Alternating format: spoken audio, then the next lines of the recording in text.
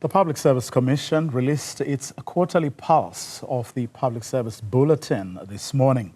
The Commission investigates personnel and public administration practices, focusing on issues like irregular appointments, procurement irregularities, and poor service delivery. The bulletin focused on several topics, including an update to the PSC bill, as well as the importance of strengthening whistleblower protection. For more on the latest findings, let's speak to Vusumuzi Mavuso, Commissioner at the Public Service Commission. A very good afternoon to you, sir. Thanks very much for your time. Just overall, from where you sit as the Commission, what for you were the issues that stood out this time around? Very good afternoon to you, and thanks, and good afternoon to your viewers. Quite a number of things have come to the fore, especially if one looks into the previous quarter. Amongst others, it was the passing of the Public Service Commission bill by both the Portfolio Committee and unanimously adopted by the National Assembly. For us, it was a huge milestone. Just to give you an example, the last time this bill was really being considered or maybe being presented before the National Assembly was when the bill was passed in 1997.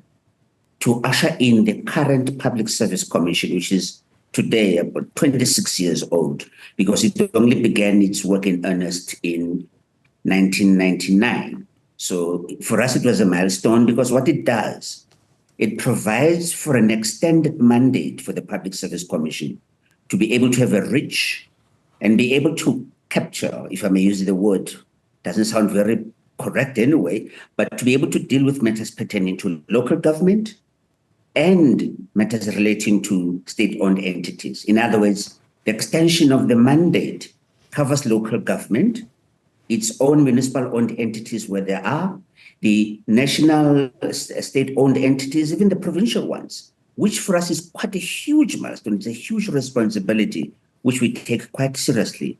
But what brought this to the fore was the fact that whereas the Public Service Commission was concentrating with the public service. As a matter of fact, it had to now to deal with the public administration, which is contained in Section 195 of the Constitution. Of course, it's bringing that into concrete reality. Does it deal with the big issue, what we saw, for example, between 2009 and 2018, the infamous 9 wasted years, where your independence was severely eroded, you were weakened, your oversight powers were undermined. Does the bill deal with that situation? The bill does deal with those aspects, maybe by way of an illustration. It's absolutely important to appreciate that the constitutional values and principles that are enshrined in the Constitution have to be adhered to within the public administration, meaning that we can investigate, we can monitor, we can supply recommendations and be able to give directions as to what needs to happen within the space of the human resource aspects and other matters related to our responsibilities. And truth be told, we've been able to see, or rather we've seen a marked improvement in the implementation of the directions that we provided, the recommendations that we've instilled, and most importantly, there's greater buy-in into what the Public Service Commission is all about and has to do. This is quite important because we have a very clear liaison with other institutions supporting democracy, like your Public Protector, the Auditor General's Office, and Human Rights Commission. That close collaboration has made the task even much more easy because there may be issues that are referred to us that may not necessarily fall within our purview, and we then refer them to the appropriate institution and vice versa. In some of the instances, we even share what I may call intelligence as to what needs to happen so that we can then be able to ensure that we have good governance, because our responsibility is around the professionalization of the public service, amongst others, but also amongst the responsibilities provided to us is to create an environment whereby at the point at which there are appointments for people into different positions, we then have the repository of experts. We're in charge of the panel of experts which will then be able to assist in the interviews or appointments of municipal managers, of mayors, or rather of DGs, heads of departments, all that particular framework. For us, that's absolutely important because it emanates from the professionalization framework that we came up with, which really creates a different kind of spectrum altogether for the public service. We're very excited about this. But, is the situation improving when it comes to what you refer to as the professionalization of the public of the public service? And I'm asking this because for quite some time we had issues around cadre deployment. We had issues around the fact that senior management service positions, many of them were occupied by people who didn't have or who didn't meet the minimum requirements for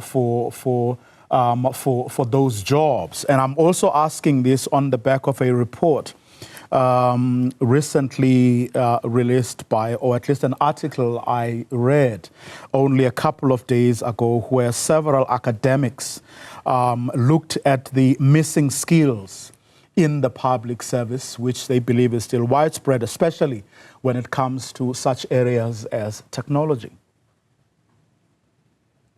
Not be told, Vuyo, we had problems in the past, and these problems were quite deep-seated. In the main, they might have and could have been politically driven for whatever reason. In some instances, it could have been that it was people who were not really up to the task in order to be able to contend with the expectations of a very robust public service. What the professionalization framework does, it affords us an opportunity to ensure that we can then be able to have people who are fit for purpose, people who are appointed on nothing else but on merit and ability, so that we can then be able to take our country forward. If indeed we are advocating for a capable, ethical, and professional public service, this is the instance which will ensure that we can lead to a developmental state. We have the view that since we've been afforded this responsibility to be able to deal with both the professionalization framework, amongst others, but most importantly, to deal with the repository of information pertaining to people who are supposed to be in the public service, it helps us to be able to ensure that the right people are selected for the jobs. In other words, gone will be the days of the so-called cadre deployment coming in. What is going to happen is that you will have people who are professionals coming on board. Let me make you an example. If there's a need for a Director General for Water and Sanitation, surely in the panel of experts, you need people who are conversant with the industry or with the terrain. Let them be the ones who are in the panel and make sure that whoever is appointed is conversant with it. Amongst others, the person has to belong to a professional body that deals with the subject matter, so that you have people who really who've been tested and who've gone through the furnace of being burned through, and ensure that we have good people who can be able to do the job. This is what we're going to commence with. It's more the reason why I said to you, we're very excited, because for the first time, we're going to change the trajectory of the kind of caliber of people who are going to be appointed into the public service, to make sure that we put it on a different pedestal altogether.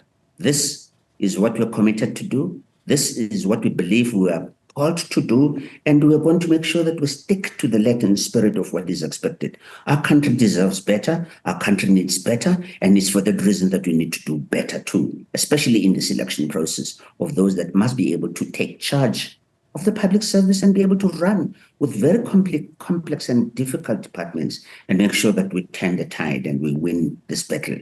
This we believe we can be able to win.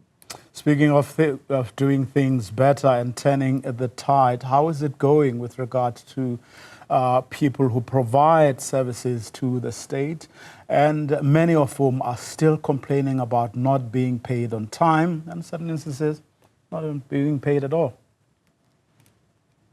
Well, we've been bemoaning this point for quite a while.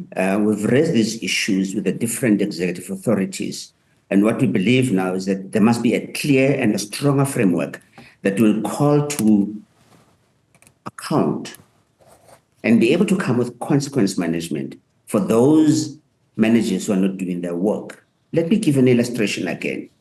We are of the view that the Public Finance Management Act is very clear about the payment of services to service providers. What has been provided is a 30-day period. That is not a target. It's the barest or the worst that one can be able to do. If it is possible to pay within 14 days, so let it be. In fact, the Public Service Commissioner has proven the point that we can pay service providers within any time between 7 and 14 days. If that can be done, so can the others. And we're wondering why this cannot really be done. And now we're putting heads of departments to terms. Going forward, they will have to account, and of course, it may actually bite their careers if they don't toe the line. Because there could be shenanigans which are happening behind the scenes that we may not be aware of. But we believe that it's important to be able to investigate what makes these departments not to pay service providers on time. We smell a rat, but we're not sure. It can only be that once we embark on an investigation to check exactly what is happening, can we then be able to come to the fore and say, this is where the problem is. It could be a very deep-seated problem, we suspect, but would rather come up with concrete evidence as opposed to coming up with assumptions that may not necessarily be based on facts. And make sure that there are consequences for those who don't comply. That there should be consequences. The law. Yes. Vusumuzi Mavuso, thanks very much for your time. Really appreciate it.